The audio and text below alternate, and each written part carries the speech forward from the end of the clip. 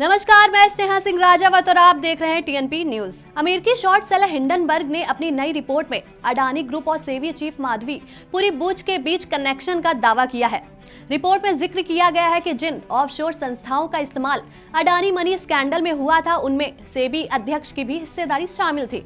अपने x account पर एक पोस्ट में हिंडनबर्ग की बाजार नियामक बॉस की प्रतिक्रिया कई नए महत्वपूर्ण प्रश्न उठाती है और इसमें कई महत्वपूर्ण स्वीकारोक्ति भी शामिल है। इन तमाम आरोपों और प्रत्यारोपों के बीच आइए आपको बताते हैं कि आखिर माधवी पुरी बुच कौन है और अब तक किन किन पदों पर काम कर चुकी हैं। रिपोर्ट की माने तो माधवी पुरी बुच ने साल 1989 में आईसीआईसीआई बैंक के साथ अपने करियर की शुरुआत की थी।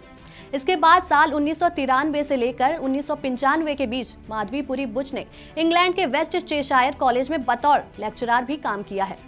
इसके बाद 12 साल तक उन्होंने कई कंपनियों के सेल्स, मार्केटिंग और प्रोडक्ट डेवलपमेंट डिपार्टमेंट में भी अपनी सेवाएं दी हैं। माधवी पुरी बुच कई अंतर्राष्ट्रीय कंपनियों और बैंकों में भी काम कर चुकी हैं।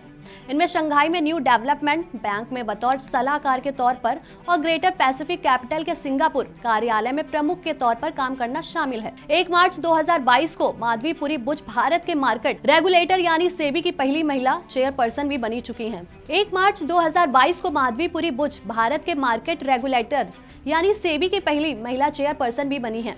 यही नहीं, वह सेबी की सबसे कम उम्र वाली प्रमुख भी हैं।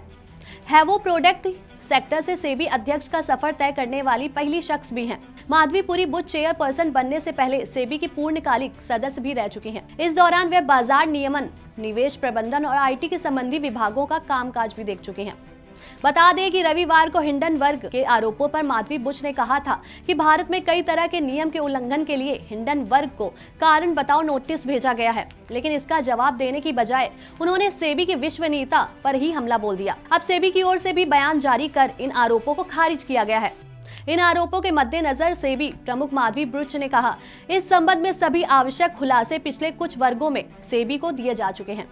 हमें किसी भी सक्षम प्राधिकार के समक्ष कोई भी वित्तीय दस्तावेज या यहाँ तक कि सभी वित्तीय दस्तावेजों का खुलासा करने में कोई हिचकिचाहट नहीं है। यह दुर्भाग्यपूर्ण है कि हिंडनबर्ग रिसर्च, जिसके खिलाफ सेबी ने प्रवर्तन कार्रवाई की है और कारण बताओ नोटिस जारी किया है, उसने जवाब देने की बजाय चरित्र हरण का प्रयास करने का विकल्प चुना है। बता दें कि हिंडनबर्ग रिसर्च एक बार फिर से सुर्खियों में है। पिछली बार अडानी ग्रुप को घेरने के बाद इस बार सीधा सेबी को घेरा गया है। हालांकि हिंडनबर्ग की ओर से लगाए गए तमाम आरोपों को खारिज कर दिया गया है।